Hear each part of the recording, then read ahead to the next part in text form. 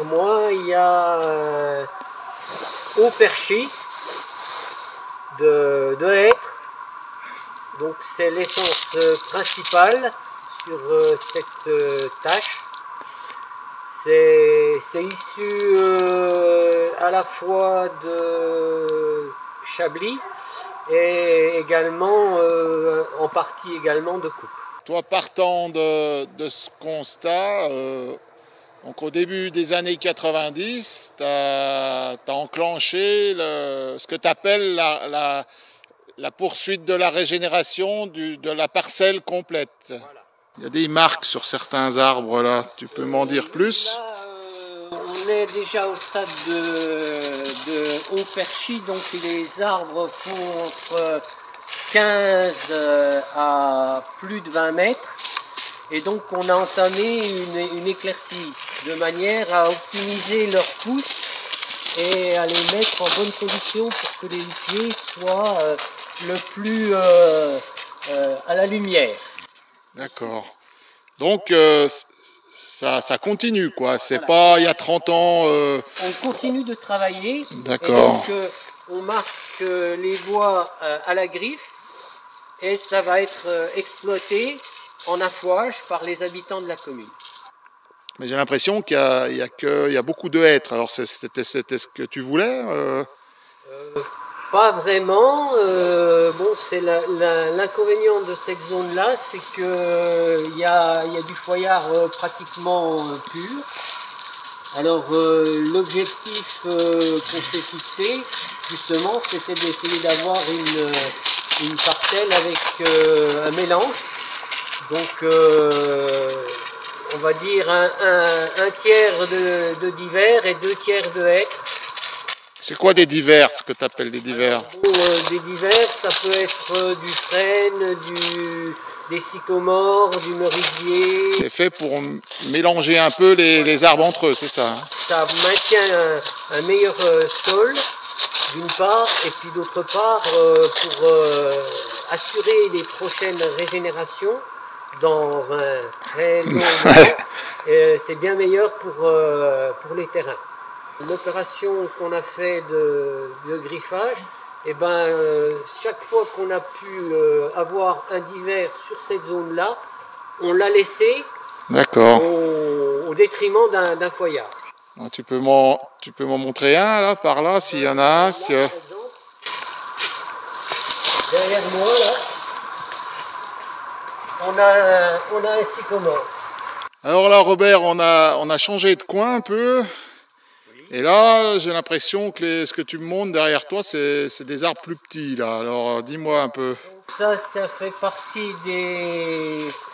on va dire, des semis qui sont apparus bien après. Et donc, bon, ils sont au stade à peu près de Gaulie. Le stade Gaulie, c'est à peu près entre 3 et 8 mètres.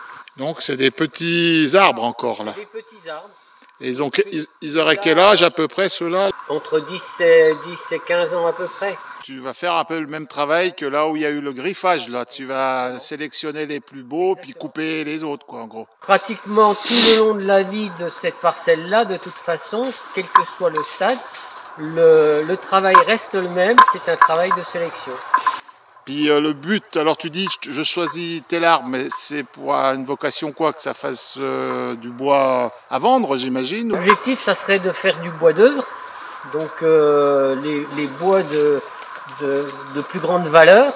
Il y aura des produits intermédiaires inévitablement sur la parcelle, donc à commencer déjà par du chauffage, puisque à ce stade-là, c'est déjà du chauffage.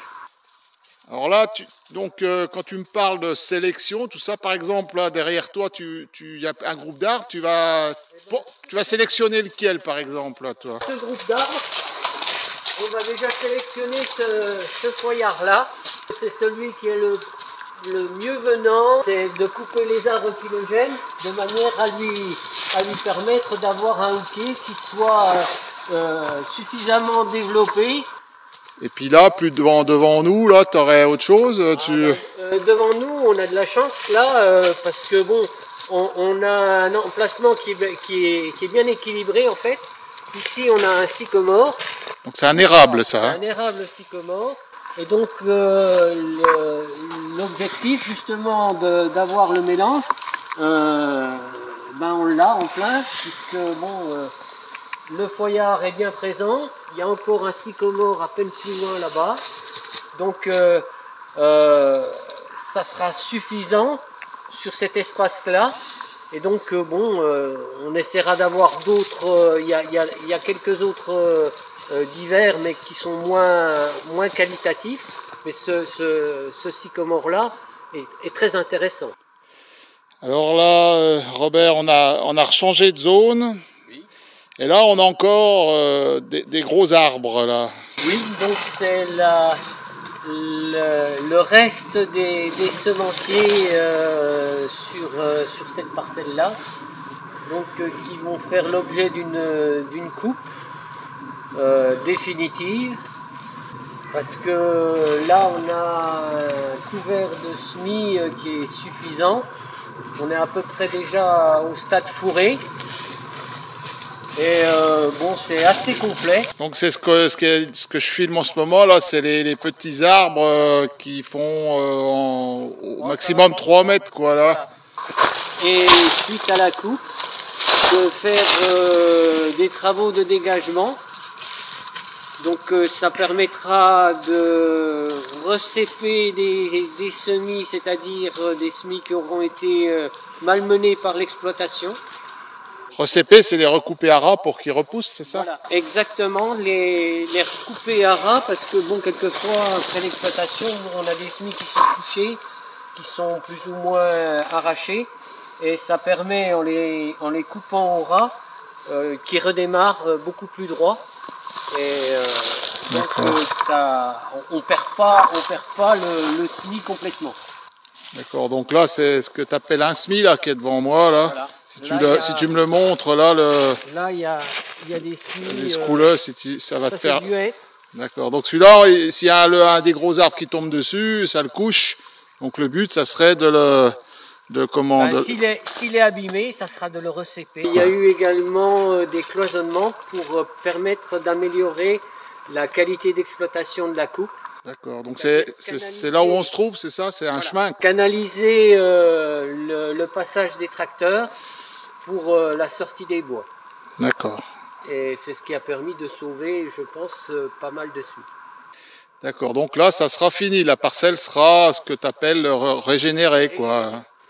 Donc ça aura commencé en début 80, et puis on arrive en 2020, et voilà, ça prend du temps tout ça, quoi.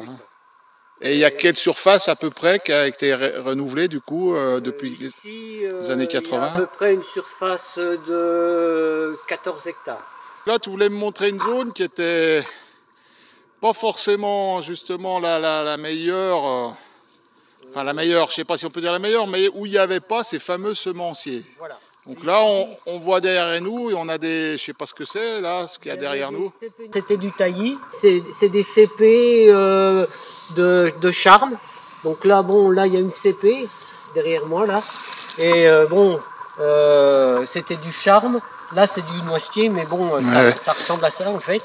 Et les opérations qui ont été faites, justement, c'était pour essayer de quelque part enrichir cette zone-là. Alors on avait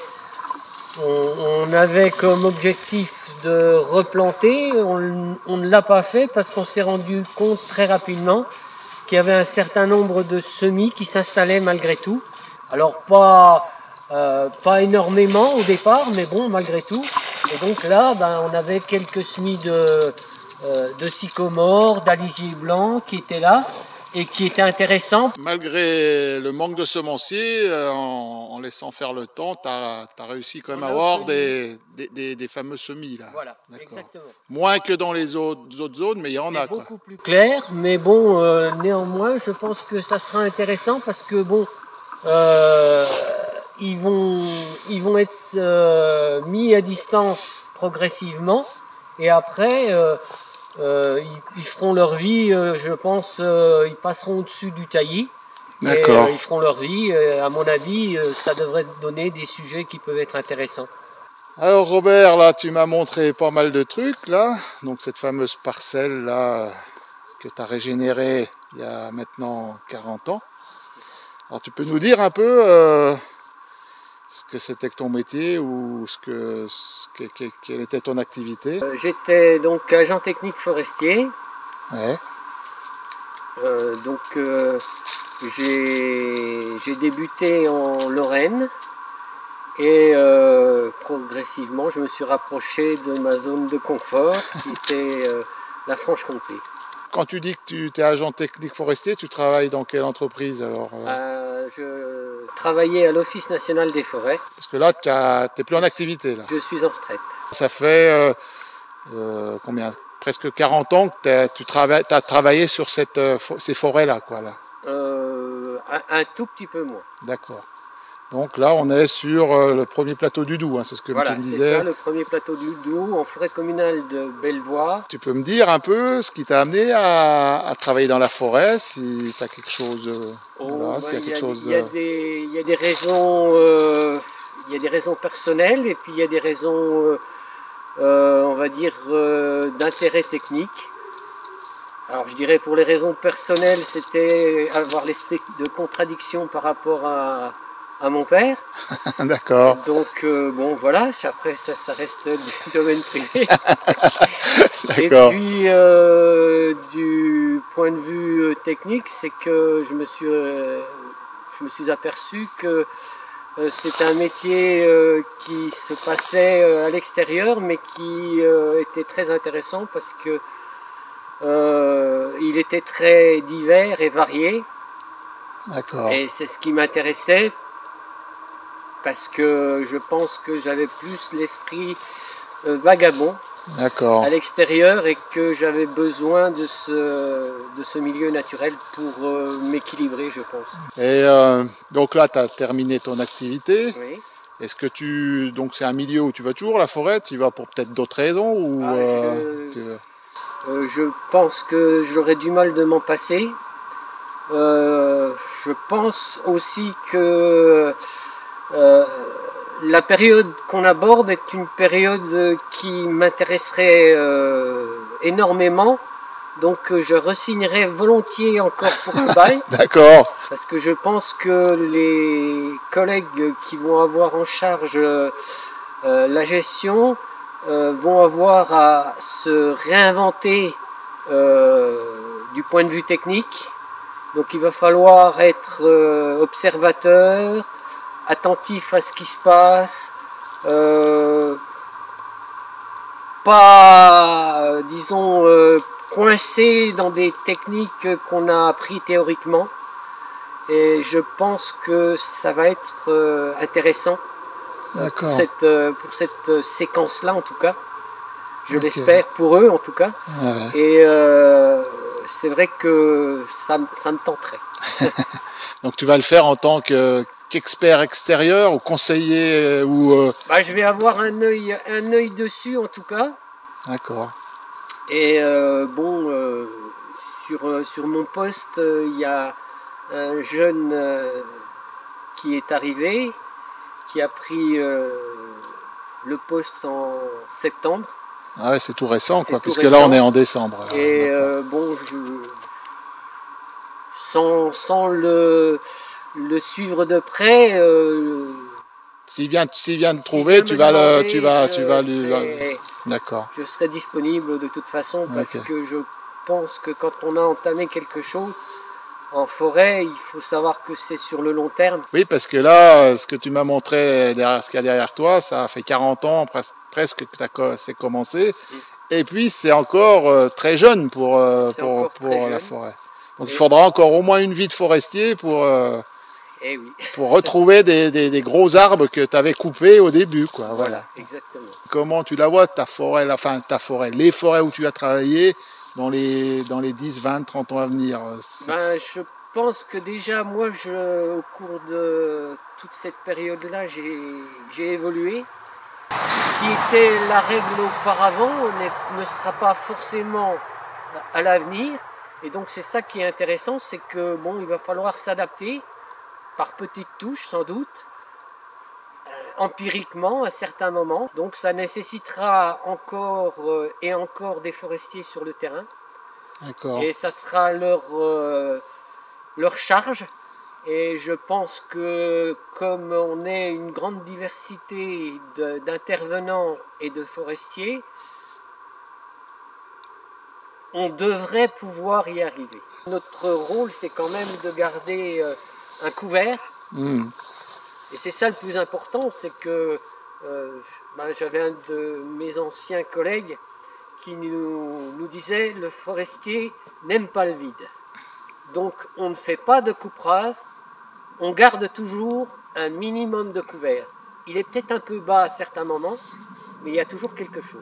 On a une super journée en plus, Et avec un super beau soleil. Bon, il fait -10, mais mais quel beau temps. mais on est vraiment bien, quoi. Donc avec une belle parcelle derrière toi là, qui va appeler, j'espère, à une forêt qui va continuer, quoi. Je laisse encore du boulot. Hein, Voilà, il faut que tu en laisses un petit peu quand qui même. est tout jeune, Voilà, mais je lui fais plein de bonnes choses. Eh ben, c'est parfait. Ben, écoute Robert, je te remercie d'avoir participé, puis je te dis à une prochaine alors.